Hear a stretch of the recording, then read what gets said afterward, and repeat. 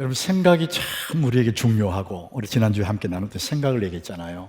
근데 그 생각이라는 것은 시간이 지나면은 서서히 소멸돼 버려요. 그래서 우리 이 생각, 이 기억, 이것은 기록을 통해서만 완전해지는 거예요. 오늘 하루는 하나님의 선물이다. 오늘 말씀의 제목이에요. 여러분, 주보 표지에 있는 이 이미지 여러분 가슴에 확 박히면 참 좋을 것 같습니다. 우리 한번 따라해 봅시다. 오늘 하루는 하나님의 선물이다. 여러분, 그 이미지만 생각해도 너무 기분 좋잖아요.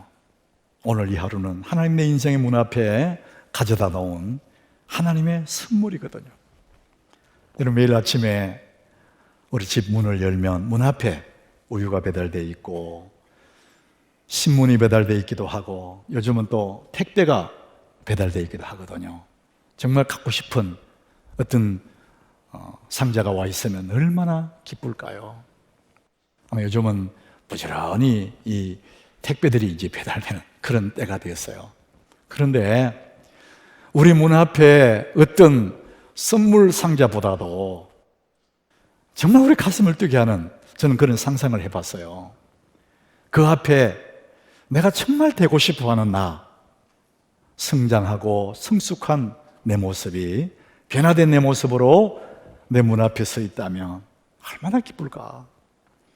사람이 누리는 그 기쁨이 여러 가지가 있지만은요, 자기 자신이 성장할 때 그 기쁨과 행복은 어떤 것과도 비교가 안 되는 거예요. 성장의 기쁨. 여러분, 이렇게 말하면은 내 나이가 얼마인데 성장하느냐 이렇게 생각하는 사람이 있거든요. 우리 이 몸은 어느 때가 되면 더 성장하지 않아요. 그러나 우리에게는 성장할 것들이 너무 많아요. 믿음이 성장하고 우리의 인격이 성장하고 우리의 삶의 모든 부분들이 성숙해가는, 이게 멋진 거잖아요. 사람이 성장하고 성숙할 때 그때 누리는 그 기쁨, 그건 대단한 거거든요. 사람은 성장할 때 기쁨을 누려요. 또 하나, 우리가 정말 기쁜, 행복한 그런 순간들이 있어요. 무엇을 하면 또 이렇게 기쁠까? 아마 여러분들이 오늘 하루가 내 삶에 어떤 일을 하면 오늘 하루 동안 행복할까? 아마 이런 생각 해볼 거예요. 직장인들 아침마다 가방을 사들고 허겁지겁 일터로 가야 되는데 그 직장에 나갈 그분이 직장에 안 나가도 된다, 안 나가면 너무나 행복할 거예요. 아마 내일 아침에 출근할 사람들이 맞아, 그럴 거예요. 우리 아빠들, 우리 가장들 그렇게 이제 삶을 살아가고 있거든요. 그런데 여러분, 직장 안 나가면 참 기쁘고 행복할 것 같잖아요. 근데 며칠만 그래요, 며칠만. 조금만 시간이 지나면은 직장 안 나가는 그 자체가 너무나 힘들 거예요. 괴로울 겁니다. 사람들은 무엇을 하면 행복할까? 무엇을 하면 즐거울까? 내가 성장하는 것도 즐겁지만 또 하나가 있는데 그게 뭘까? 자기가 좋아하는 일을 하면 행복할 거다, 이제 그런 생각할 거예요. 내가 좋아하는 것. 그래서 지난 3월달, 지난 3월에 서울경제신문, 거기서 사람들에게 설문조사를 해봤어요. 이 코로나 시국이 끝나면은 가장 하고 싶은 일이 뭐냐고 물어보니까 1등이 해외여행 그랬어요. 다 여행 가고 싶대요. 2위가 뭐냐?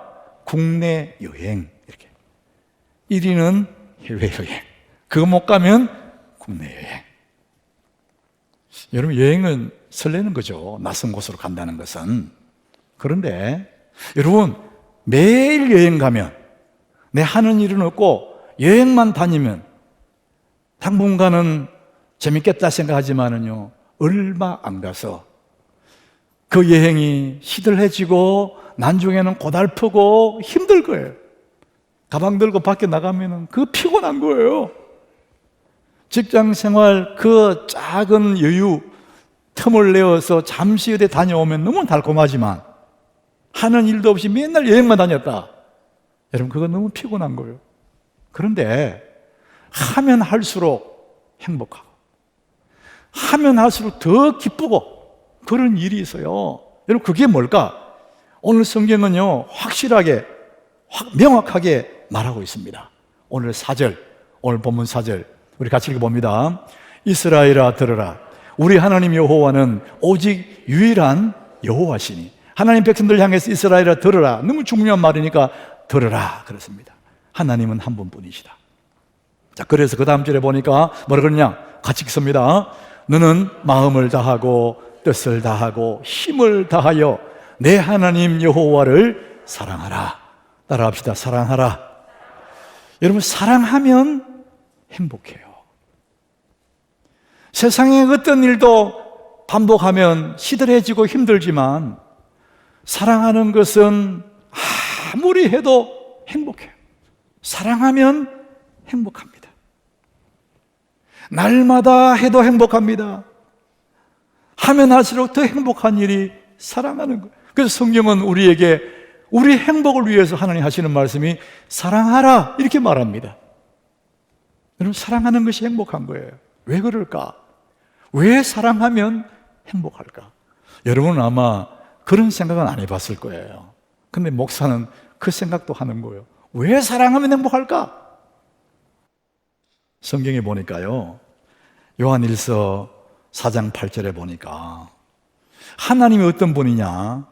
하나님은 사랑이심이라. 하나님은 사랑이다. 이렇게 말해서 하나님 자체가 사랑이라는 거예요. 그래서 우리는 사람은 하나님의 형상으로 지음받은 사람이에요. 그래서 하나님의 DNA가 내 속에 들어있어요. 그래서 우리는 사랑함으로 행복하도록 지음받은 존재예요. 하나님이 사랑이시고 그 DNA가 내게 있기 때문에 내가 사랑해야 행복한 거예요. 여러분, 살아오면서 경험해 봤잖아요. 누군가를 사랑할 때 너무 행복한 거예요. 어린 시절에 엄마의 사랑을 받고 아버지의 사랑을 받고 할머니, 할아버지 사랑을 독차지할 때 그때는 그렇게 못 느껴요. 당연하다 생각하죠. 막 행복하고 그렇진 않아요. 그런데 그 아이가 자라서 사춘기가 되고 이성의 눈을 뜨고 한 소녀의 마음이 갈 때, 한 소년을 좋아하기 시작할 때 그 아이의 가슴은 설레기 시작합니다. 북소리처럼 가슴 속에 울리기 시작합니다. 지금까지 부모에게 받던 그 사랑보다 10배, 100배 행복한 거예요. 사랑받는 것보다 사랑하는 것이 훨씬 행복. 그래서 성경은 사랑하라 이렇게 말씀하시고, 왜? 그래 행복하니까. 하나님이 하시는 말씀 모두가 다 우리를 위해서 하시는 말씀이에요. 따라합시다. 사랑하라. 이 사랑하면 행복하다는 거예요. 한 인간을 사랑해도 행복하고 하나님을 사랑해도 너무 행복하고, 그 사랑에 행복하다. 자, 그래서 여러분들이 행복하기를 원하면 사랑하라. 행복하기 원하면 운동해서 근육을 키워라, 이게 아니에요. 출세해라, 그것도 아닙니다. 여러분, 오직 한 가지, 너희들이 행복하기 원하면 사랑하라. 사랑이 행복하거든요. 자, 그러면은 사랑을 하되 그냥 사랑이 아니에요. 성경은 이렇게 말합니다. 그 앞에다가 형용사를 달았어요. 네가 행복하면 사랑하는데 마음을 다해 사랑하라, 이렇게 말씀합니다. 오늘 5절에 보니까 그 말씀하죠. 너는 사랑하는데 마음을 다하고, 이렇게 말을 해요.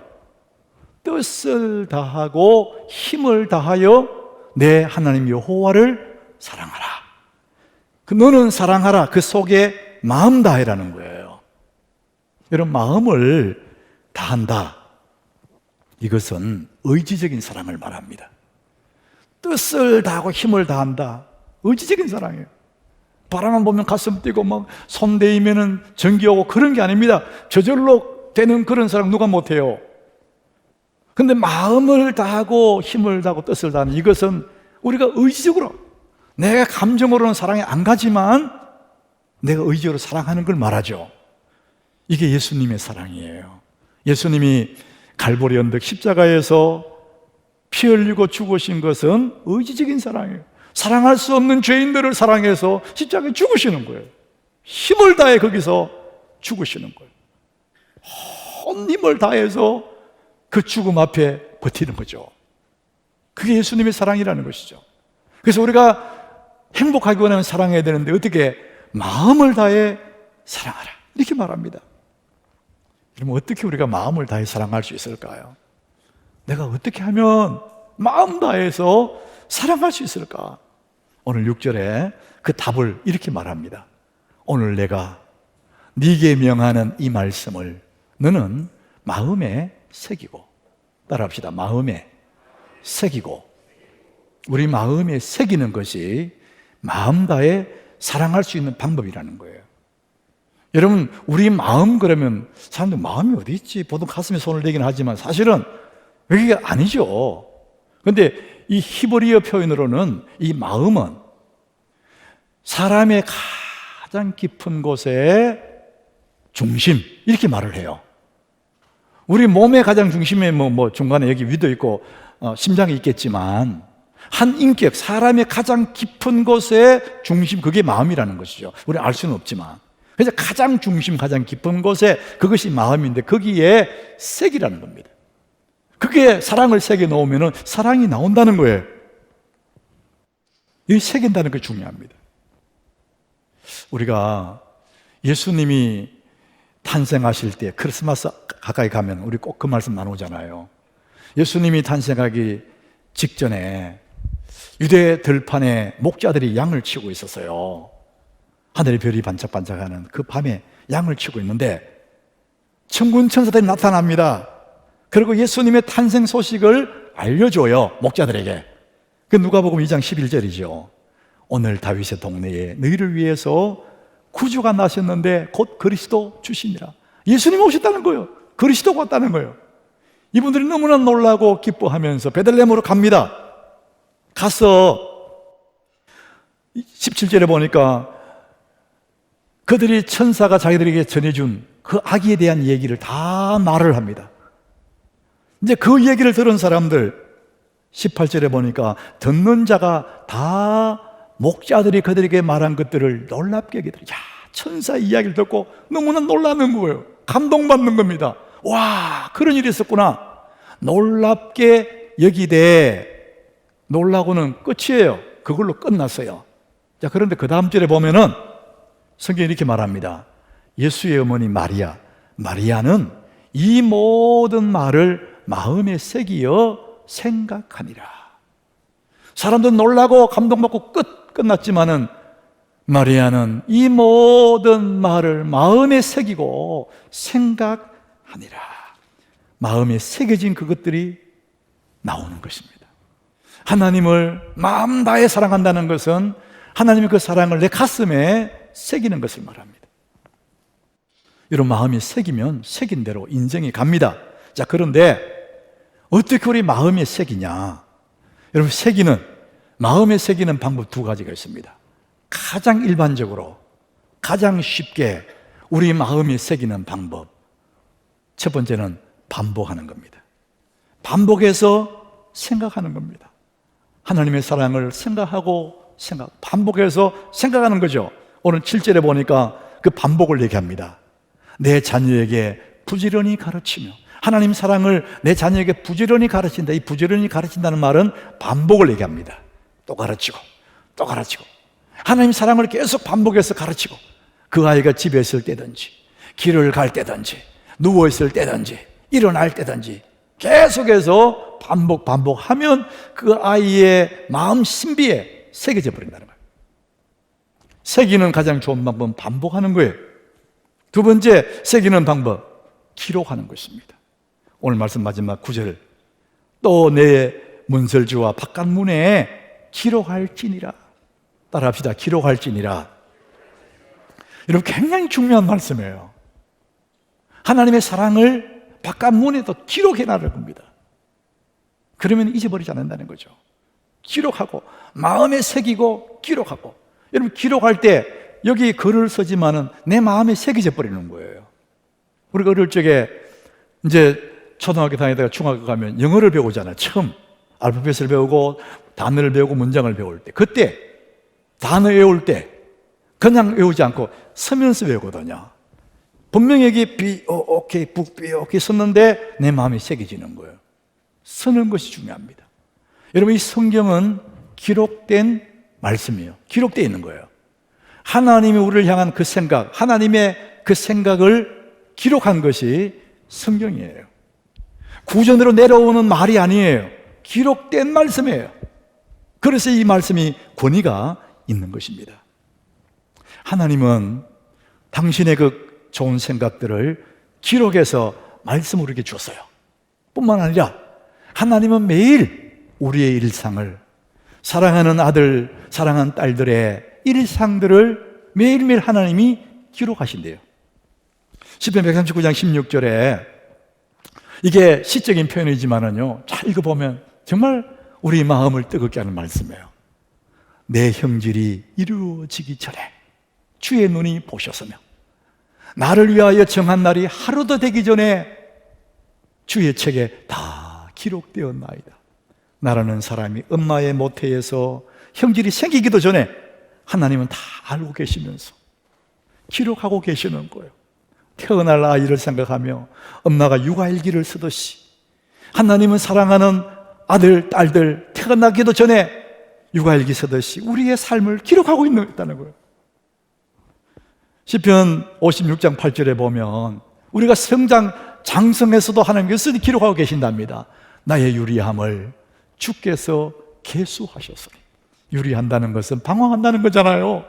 삶이 흔들리고 어려울 때도 하나님은 우리를 바라보고 계시고, 이것이 주의 책에 기록되지 않은, 하나님은 우리가 슬프고 괴롭고 답답하고 방황할 때도 주님이 다 이렇게 육아일기를 쓰듯이 내 아들, 딸이 자라가는 것을 기쁨으로 쓰고 있는 거예요. 여러분, 아이가 자라갈 때 엄마가 그 일기를 쓰면서 얼마나 행복할까요?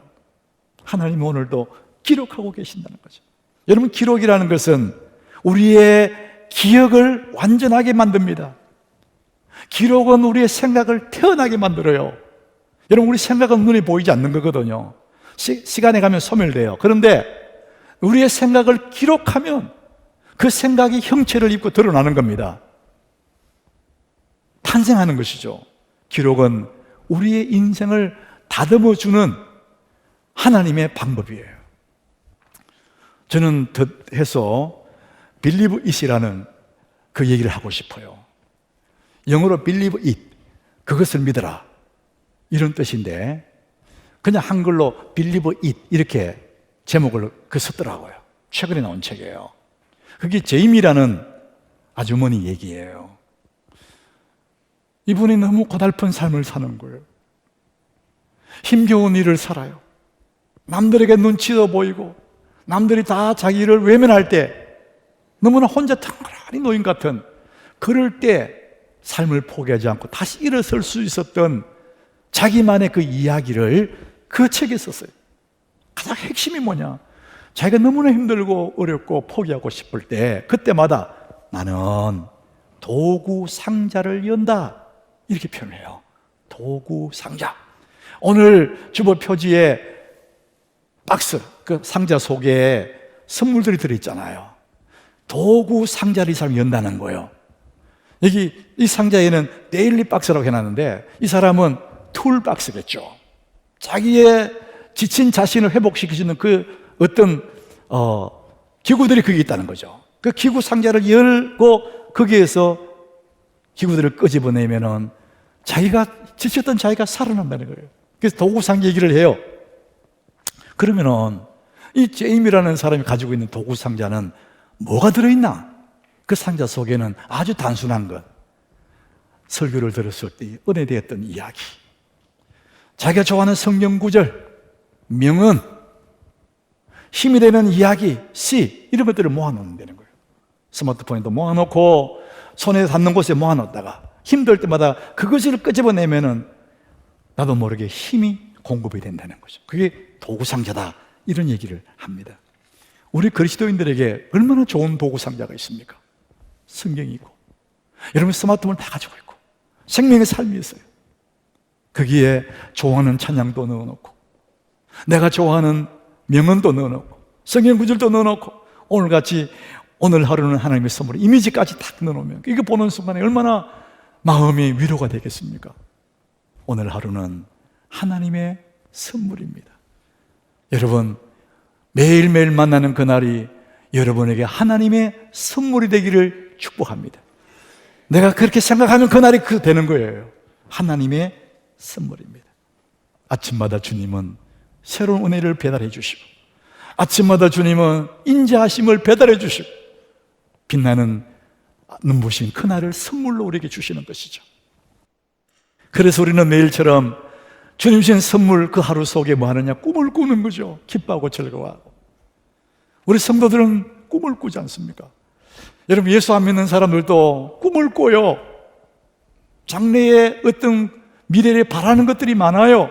그것을 다른 말로 한 단어로 말하면 희망이라고 그래요. 다 바람이 있어요. 동물은 희망이 없고 사람은 희망을 가지고 있거든요.